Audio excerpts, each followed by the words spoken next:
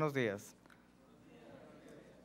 Bienvenidos sean todos al segundo ciclo de conferencias de Ciencias Sociales y Problemas Éticos del Mundo Actual que organiza la Universidad Autónoma de Nuevo León en coordinación con la Sociedad Nuevo Leonesa de Historia y Geografía y Estadística. El día de hoy contamos con invitados especiales y autoridades educativas. Nos acompaña el doctor Israel Cavazos Garza, cronista de Monterrey e historiador de Nuevo León y del noreste de México.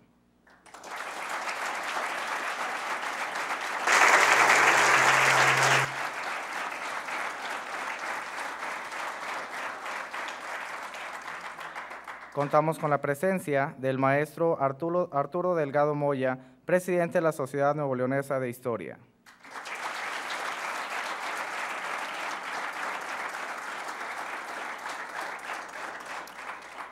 El licenciado Raúl Collins Treviño, tesorero de la Sociedad Nuevo Leonesa de Historia, Geografía y Estadística de Nuevo León.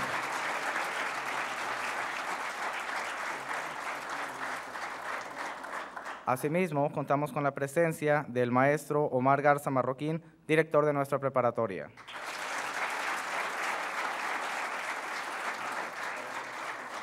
Maestros, alumnos, sean todos bienvenidos. A continuación, el director de nuestra preparatoria, el biólogo Omar Garza Marroquín, nos dirigirá un mensaje.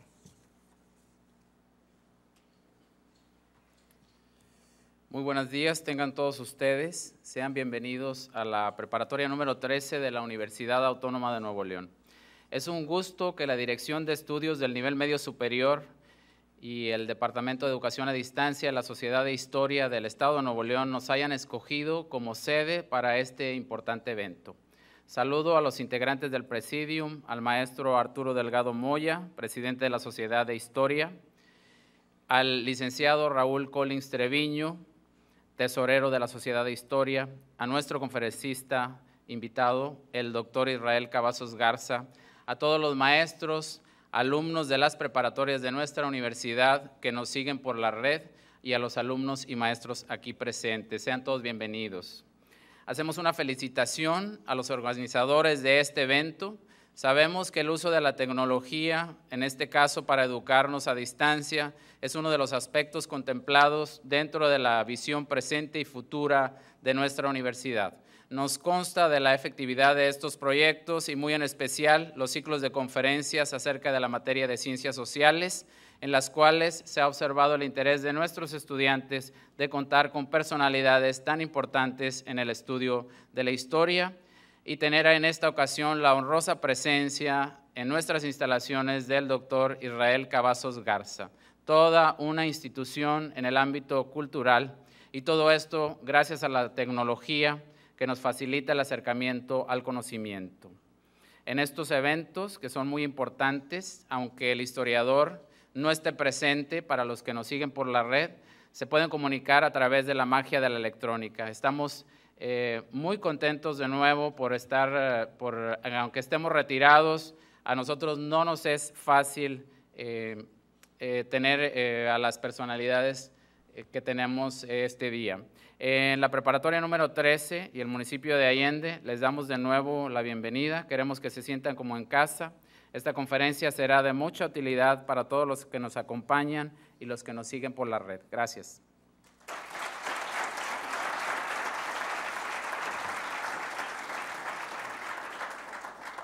A continuación, solicitamos al maestro Arturo Delgado Moya nos dirija su mensaje.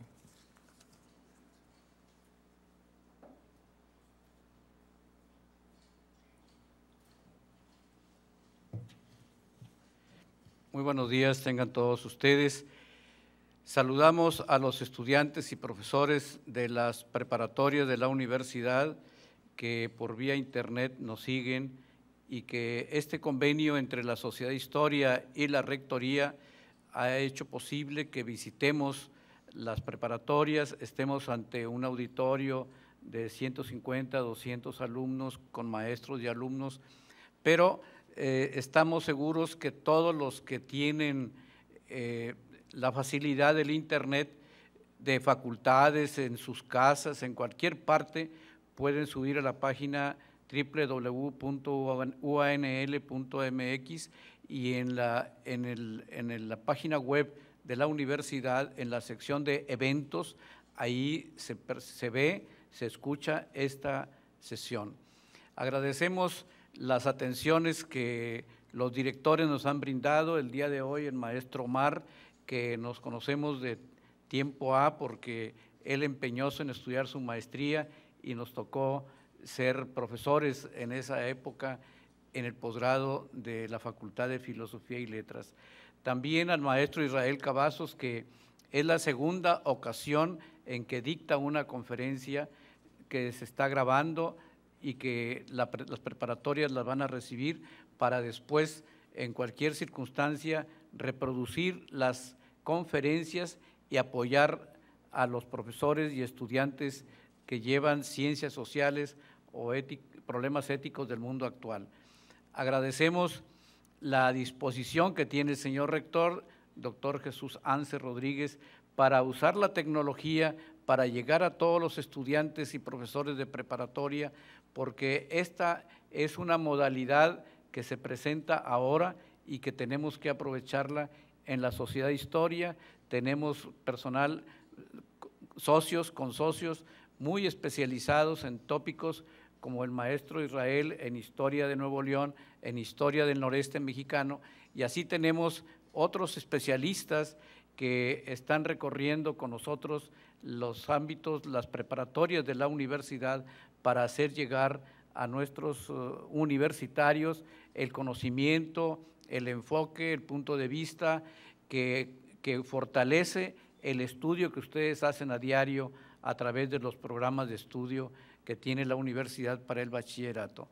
Deseamos que aprovechen estas conferencias y pues desearles éxito en su vida de universitarios y que los esperamos en la licenciatura, la mayor parte de los que puedan, y si no, hay que destacar en lo que ustedes quieran ser, pero hay que hacer el esfuerzo por ser universitarios, por ser profesionistas que sirvan a su comunidad, que sirvan al Estado y que sirvan a nuestro país. Muchas gracias.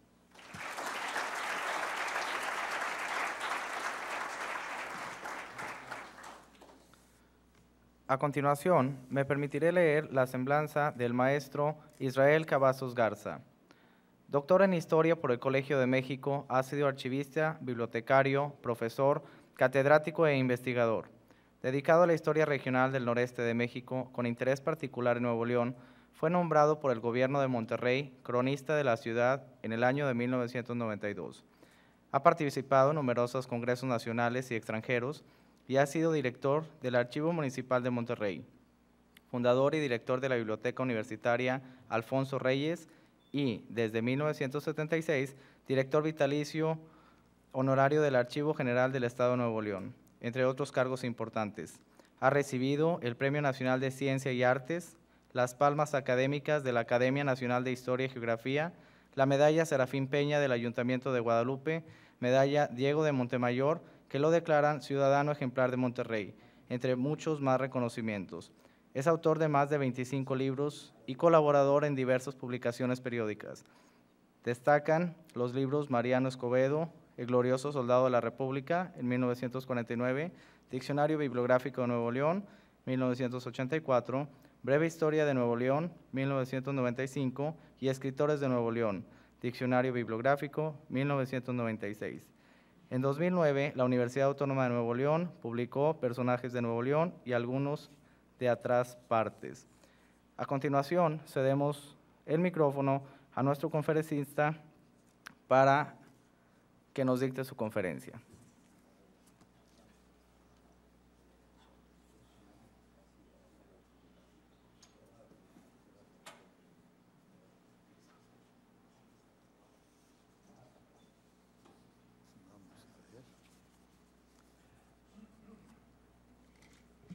Me impresiona ver tantos rostros jóvenes y los de tantos maestros que abnegadamente imparten sus conocimientos. Cuando en la Sociedad de Historia se me pidió que hablara sobre la toma de Monterrey, me la imaginé bebiendo algo pero sí, pero más que todo como estudioso de la historia de la región, pensé en las tomas de Monterrey, las que ha tenido. En la época de la independencia, los insurgentes la tomaron el 3 de julio de 1813, ocupada la ciudad. En la invasión americana fue cuando sufrió más, 5 días de sitio, 21-24 de septiembre de 1846. Durante la intervención francesa, Jean-Pierre, varios jefes franceses la tomaron también el año 65, en fin, pero de la que se me ha pedido que hable es de la toma de Monterrey durante la Revolución Mexicana.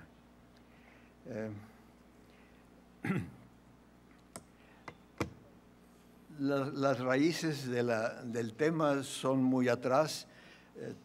Abordarlas sería abusar del tiempo.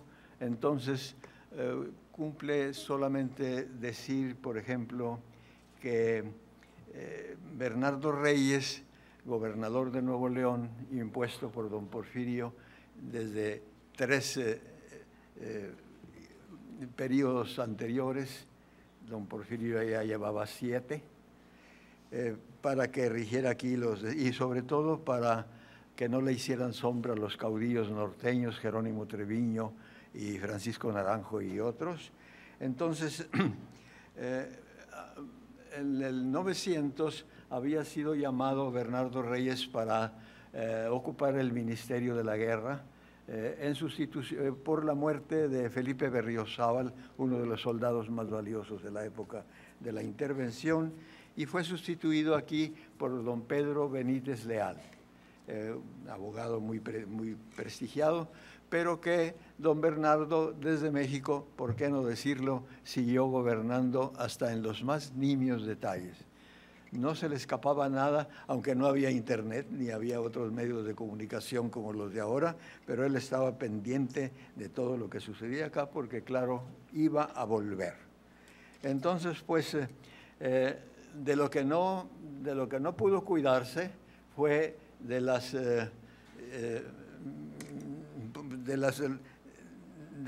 los movimientos contrarios al régimen, porque ya se solapaba en muchas partes el descontento por la perpetuidad en el gobierno, tanto de Díaz a nivel nacional como de Reyes a nivel local.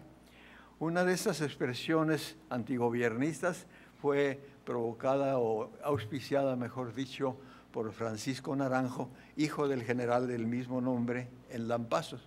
Fundó allí un club antireeleccionista, que ya no se reeligieran ni Reyes ni Díaz, y que era a la vez como sucursal del Club Ponciano Arriaga de San Luis Potosí, que fue uno de los precursores en estos movimientos. En Monterrey, claro que fueron, miren y tomen nota, los estudiantes fueron los primeros en rebelarse contra el régimen gobiernista ya de Díaz y de Calles. Y entonces esta animadversión se observó por medio de vehículos que llegaban más a fondo, el periodismo. Entonces había un estudiante, particularmente desde luego los de ya carreras profesionales. Adolfo Duclos Salinas, de origen francés, pero más nuevoleonés que muchos, había fundado un periódico aquí que se llamó La Democracia Latina. En su nombre llevaba la democracia, la idea de la no perpetuidad en el cargo. Estudiantes como Santiago Roel, el señor historiador, que fundaron él y, vaya, se me escapa el nombre, les recomiendo mucho, después de los 80 empieza a fallar la memoria, por favor no lleguen a esta edad, y si llegan, que lleguen con el mismo vigor que tienen ahora. Entonces, pues, Antonio de la Paz Guerra, por cierto. Qué curioso que tengan los dos apellidos, de la Paz y Guerra. En mi sentido. Pero ellos fundaron Renacimiento. Estas colecciones de periódicos pueden encontrarlas en la hemeroteca de la Biblioteca de la Universidad de Nuevo León, y vale la pena que estudiosos interesados en esta época se asomen a estos periódicos, porque contenían no solamente ideas revolucionarias en el aspecto democrático, pero también cosas literarias de extraordinario valor. Renacimiento, publicado, ya dije, entre otros por Santiago Roel, publicó este historiador sus primeros ensayos. Era muy jovencito entonces. Bueno, esto sucedía 1900 al 902. En el 902 volvió Reyes a Monterrey, ¿sí? Ya terminó allá su compromiso en el Ministerio de la Guerra y volvió a Monterrey. Claro que volvió para emprender su cuarta reelección, ¿sí? Había empezado a gobernar, si la memoria no me falla, 1885-86, y ahora volvía a postularse para gobernador. Entonces fue cuando encontró la oposición más abierta, indudablemente. Manifestaciones más violentas, ya no solamente por los periódicos o por algún acto de otra índole, sino también por manifestaciones públicas en la calle. En Doctor Arroyo hubo una que causó expectación, pero la más importante de todas fue la del 2 de abril del 903. Reyes había llegado a finales del 2 y ahora estamos a principios del año 3, cuando se celebraba el 2 de abril, porque fue una de las batallas que ganó Porfirio Díaz, y por homenaje al presidente se celebraba cada año como si fuese una fiesta nacional. Congregado el público frente al Palacio Municipal antiguo, ustedes todos conocen Monterrey y recuerdan el Palacio Municipal de los Arcos, que está frente a la Gran Plaza, y entonces para ahí desde los balcones dirigir los discursos y elogiar al héroe del 2 de abril del 67, Porfirio Díaz. Pero había ya el descontento solapado y se había ya postulado un candidato para gobernador, lo que no era muy común porque no lo había habido en mucho tiempo, y este se apellidaba curiosamente Reyes como el gobernador, licenciado Francisco Reyes, pero hombre de muchas simpatías. Y este hombre empezó su campaña con un grupo considerable por el rumbo de la Alameda, y desde la Alameda iban a avanzar hasta el Palacio Municipal, y fue una fiesta que se convirtió en violencia. Es decir, chocaron estos dos grupos. Resultó que desde el balcón donde había discursos no solamente hubo palabras fogosas y elogios para el gobernante, pero también hubo balazos. Así que los disparos, no recuerdo la cifra de los muertos, pero una tragedia, no cabe duda. Así que el 2 de abril de 1903 marcó aquí en Nuevo León como el principio violento de la revolución, que más adelante estallaría en otra forma. Bueno, no solamente hubo muertos, pero también aprehensiones, es decir, a la cárcel a los cabecillas intelectuales de cada uno de estos hechos, y no solamente tampoco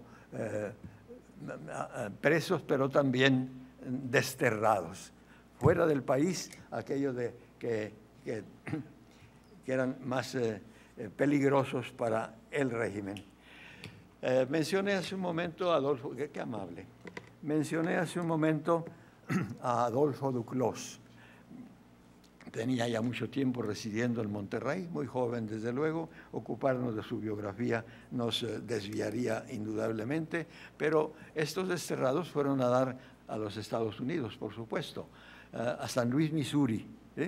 Y yo desconozco que algún investigador haya ido a San Luis, Missouri, a revisar los periódicos de aquella ciudad y ver qué estaban haciendo.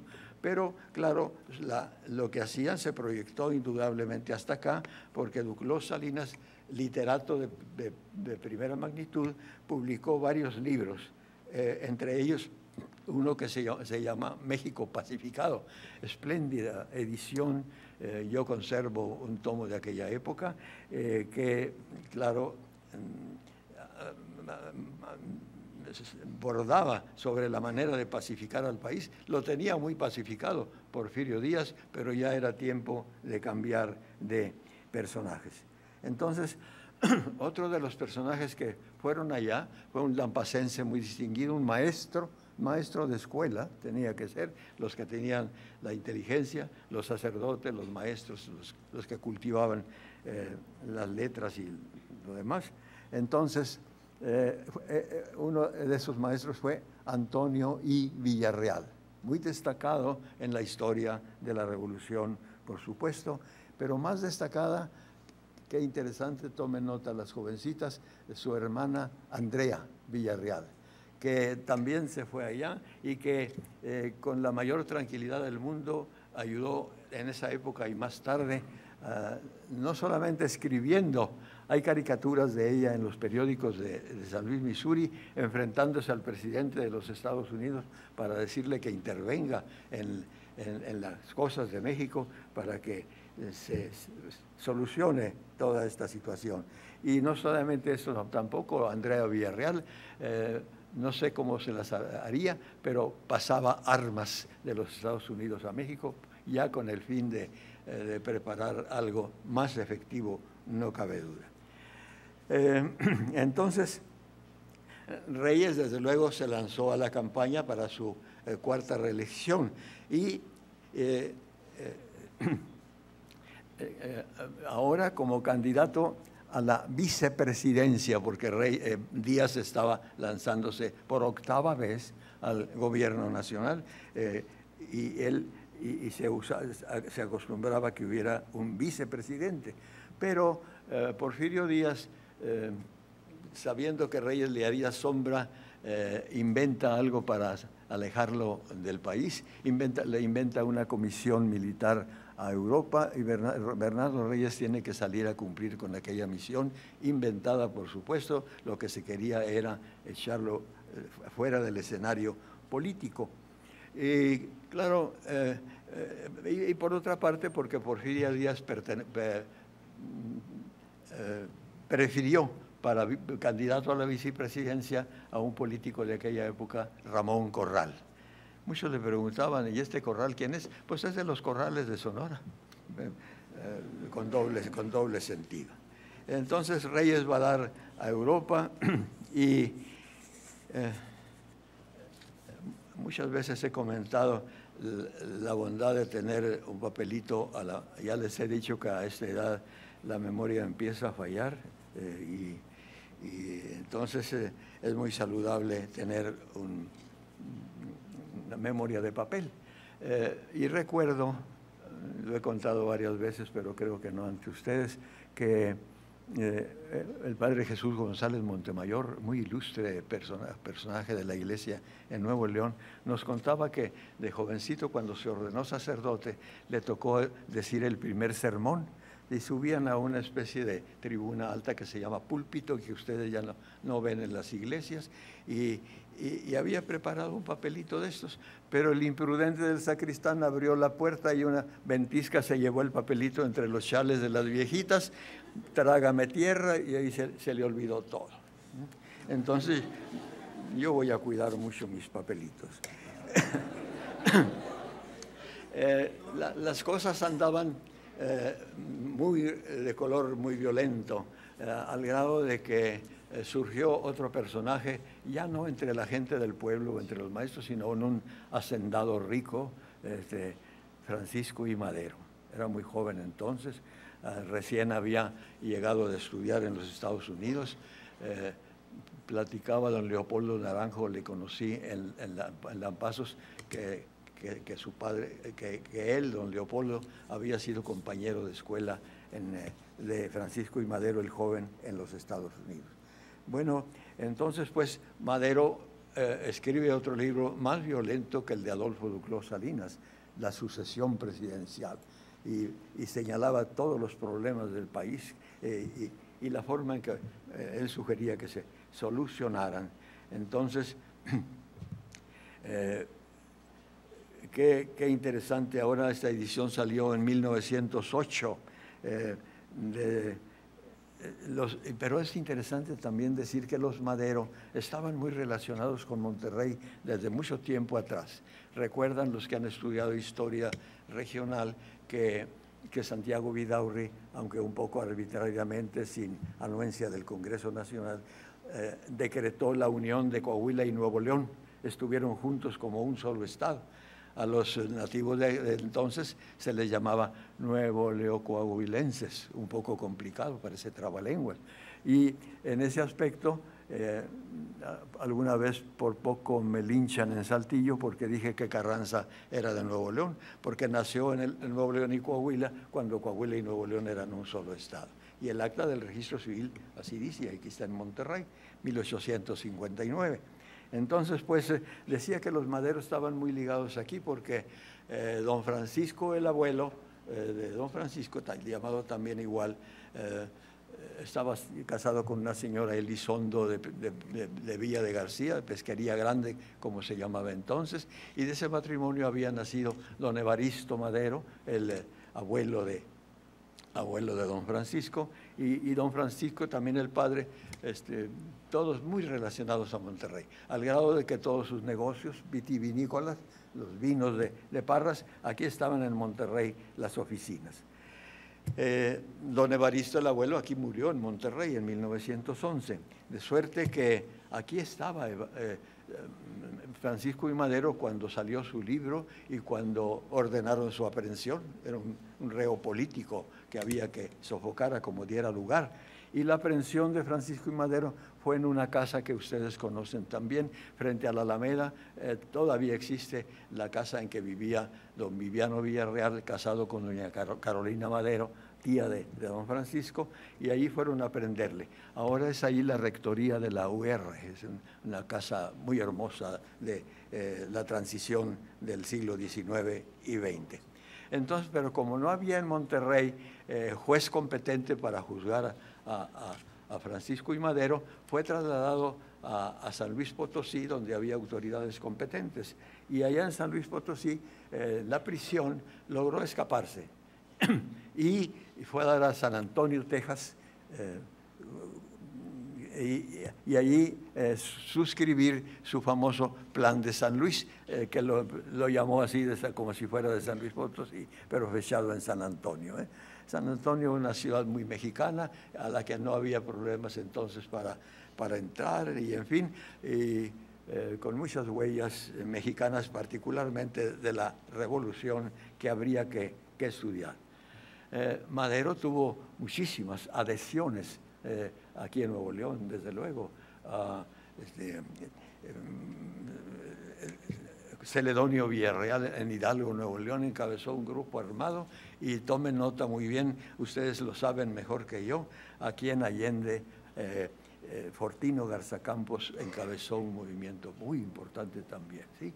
Es muy importante que alguno de ustedes, afecto a la historia, estudie más a fondo a este personaje, don Fortunato.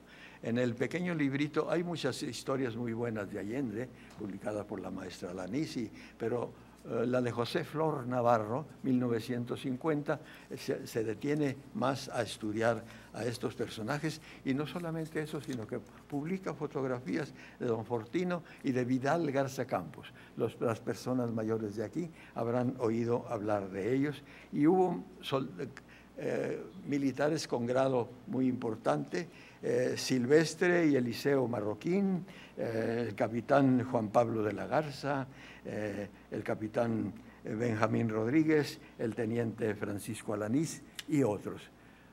Jóvenes, por favor, Yo ya no podría investigar más por mis años, pero les encargo mucho que estudien a estos militares y vean qué sucedió en Allende en la revolución, porque hubo no solamente gente que encabezó movimientos, pero también combates y batallas importantes aquí en la ciudad, entonces Villa.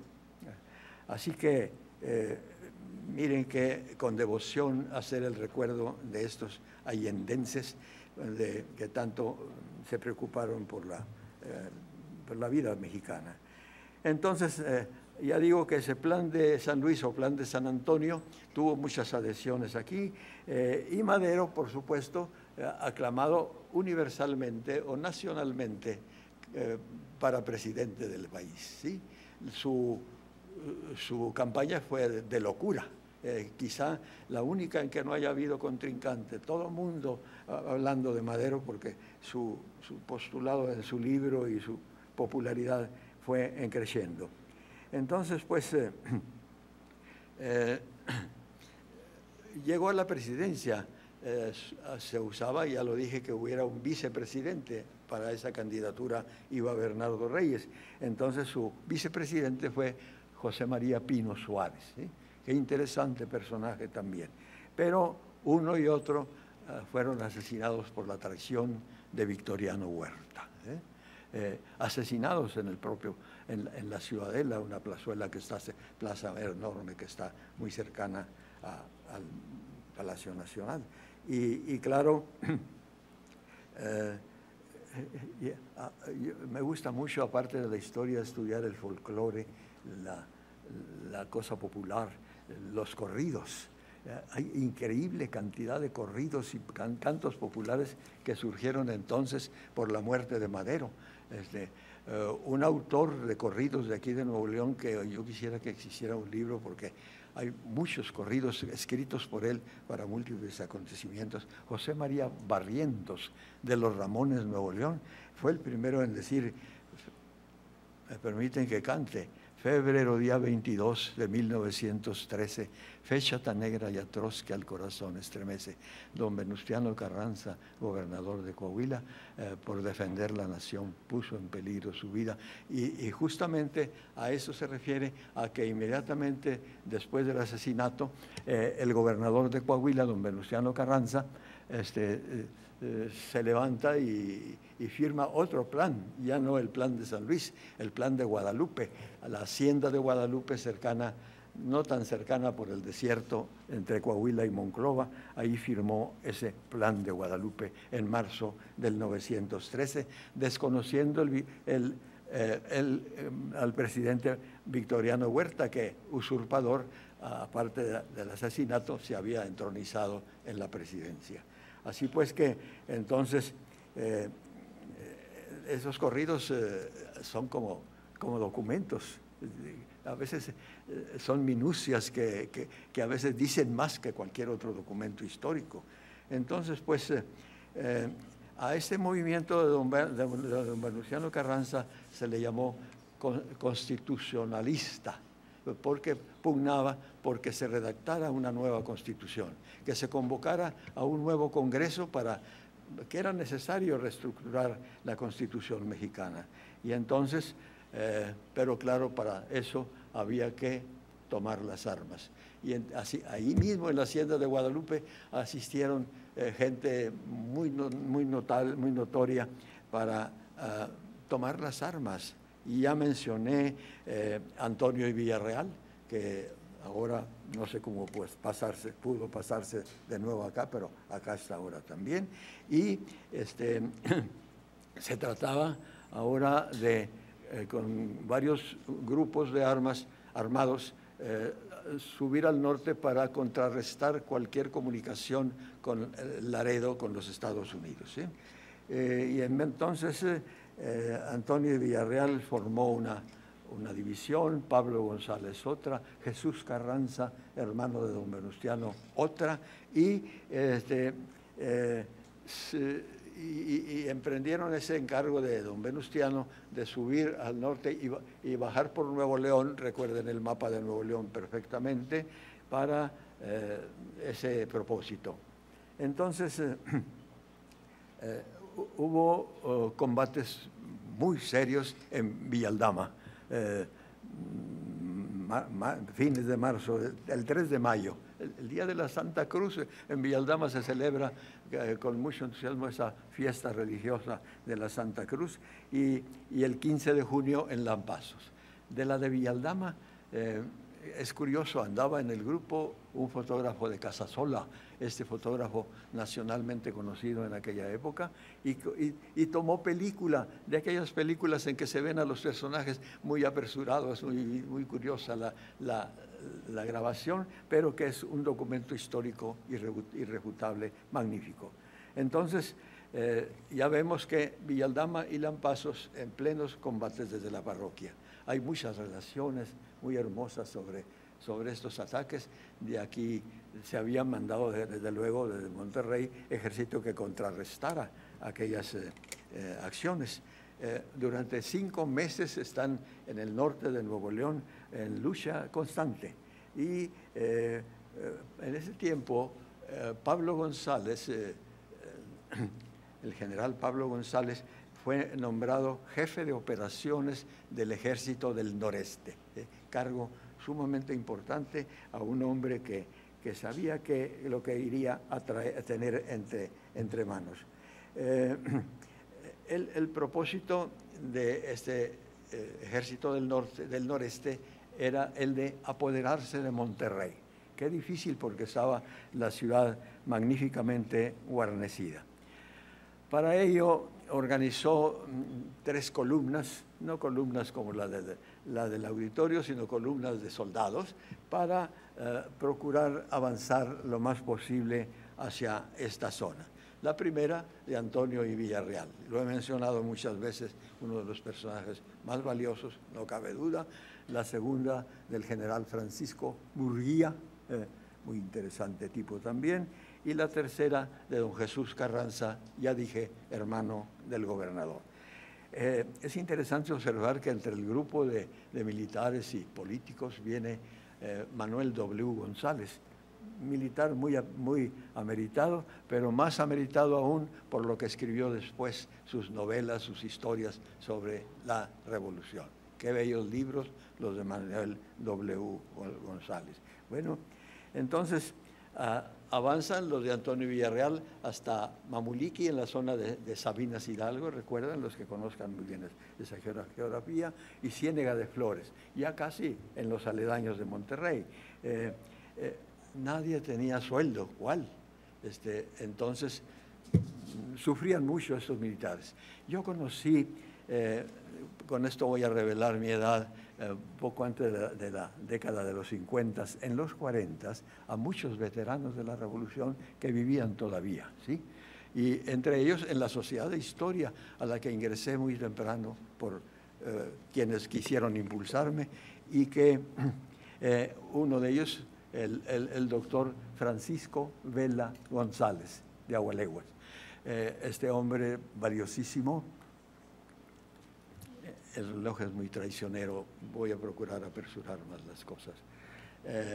Este hombre escribió un diario de la Revolución a nivel nacional. Quisiera expurgarlo para sacar todo lo de Nuevo León, porque tiene cosas maravillosas. Y contaba experiencias como esta, que comían, pasaron por un rancho y él solo pudo rescatar 3 mazorcas, 2 para el caballo y 1 para él. De granito en granito se la vino comiendo hasta Monterrey. Mire, para tomar agua, la cobija, iban corriendo a caballo, la pasaban por un charco inmundo y la chupaban. No había más situación. Miren qué estampas tan vívidas de este señor que escribió maravillas. Una mujer también, luego hablaré de ella, escribió otro libro de muy hermosos recuerdos. Así que, miren qué interesante.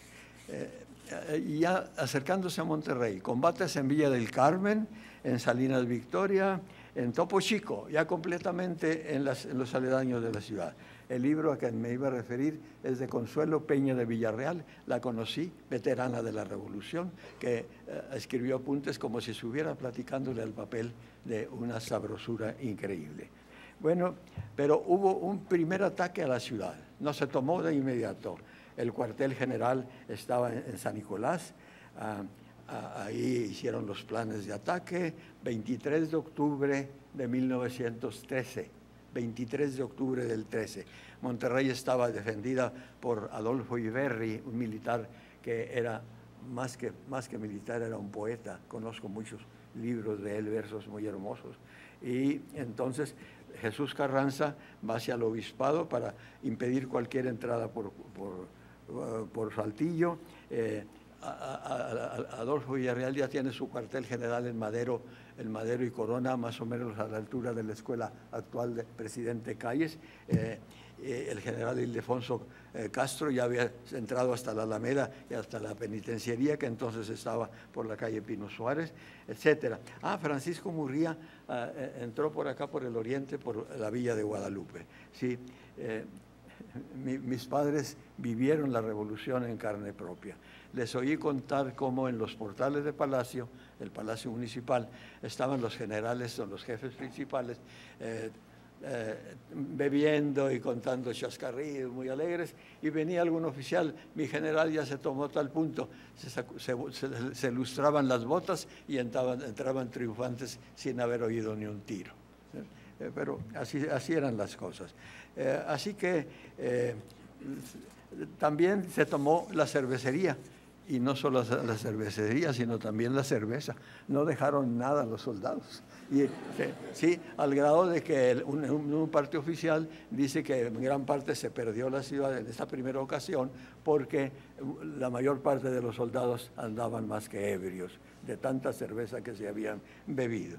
Bueno, en síntesis, fueron rechazados de Monterrey y salieron por Apodaca rumbo a Matamoros. Pero Pablo González no dejó de acariciar la posibilidad de tomar la ciudad, y otra vez, en ese segundo intento, las brigadas otra vez de Antonio Villarreal y de los mismos, hay un general Cesario Castro muy importante, lograron llegar hasta las cercanías de Monterrey. Hubo combates en Cadereyta, hubo combates en Allende para este regreso. Entonces urge que alguno de ustedes se incline por este mal amarillo de los documentos y que se ponga a estudiar a ver qué pasó en Allende en detalle. Los papeles que hay en el archivo del ayuntamiento, a veces en la parroquia, les dirán, o lo poco que haya escrito ya, desde luego. Entonces, pues,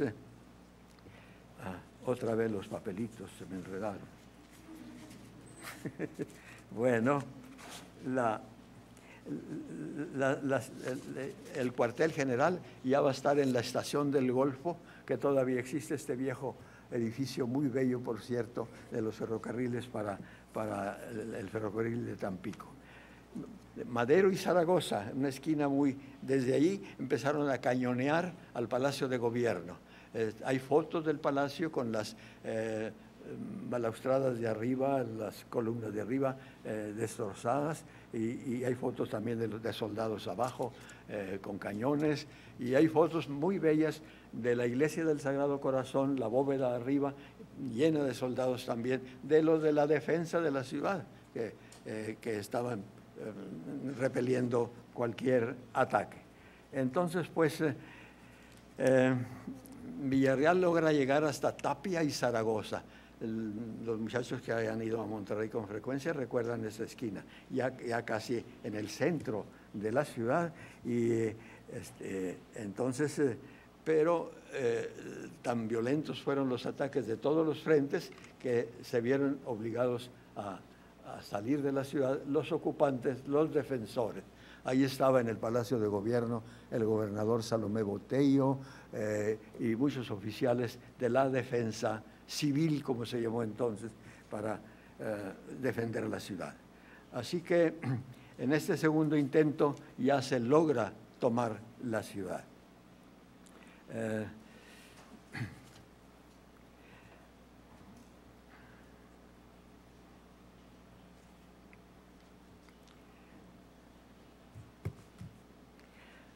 Todo esto para decir que al dejar la ciudad ya pudieron las fuerzas de don Venustiano Carranza entrar a Monterrey y hacer los preparativos para lo que se llamó, en la Loma Larga está la casa que era del general Reyes y que ahora estaba deshabitada. El general Reyes había sido muerto en su campaña en 1913 en el Zócalo, en la Ciudad de México.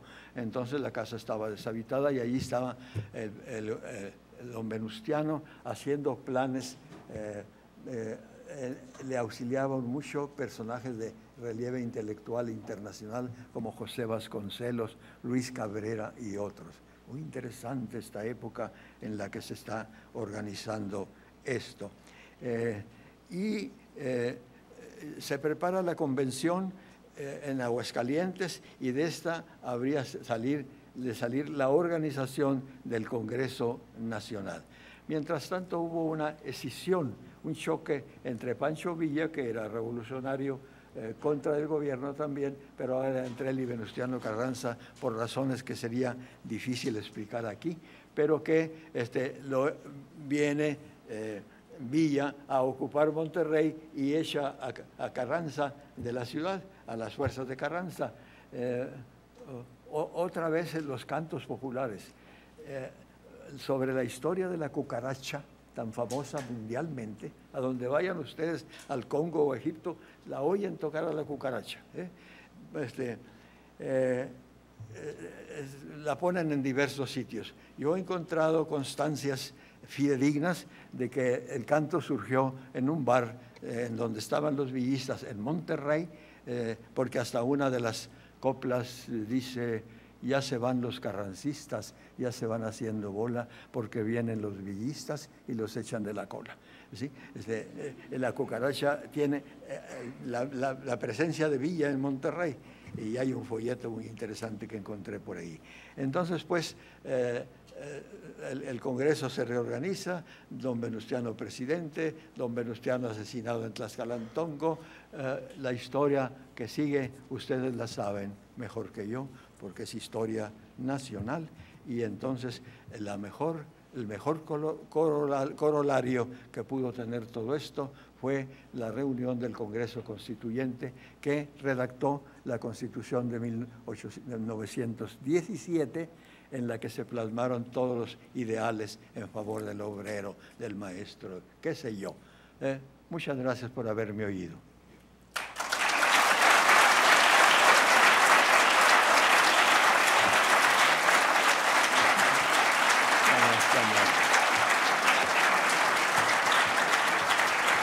¿Quién sabe qué hacer? Muchísimas gracias. Me ayuda, man.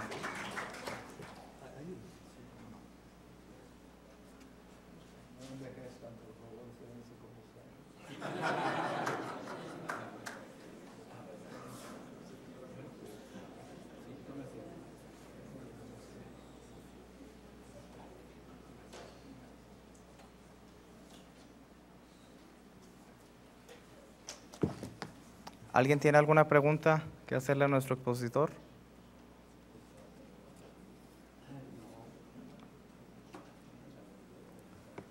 Muy bien. A continuación le pedimos al director de la preparatoria número 13, el maestro Omar Garza Marroquín, nos haga el favor de pasar al presidium para la entrega del reconocimiento.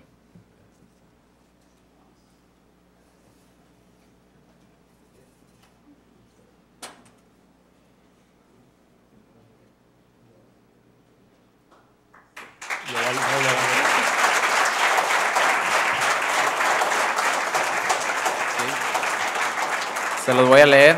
La Universidad Autónoma de Nuevo León otorga al maestro Israel Cavazos Garza el presente reconocimiento por impartir en nuestra dependencia la conferencia Toma de Monterrey dentro del segundo ciclo de conferencias de Ciencias Sociales y Problemas Éticos del Mundo Actual. Alere Flaman Veritatis, Allende, Nuevo León, a 20 de octubre del 2011 y firma un servidor. Gracias. Muchísimas gracias.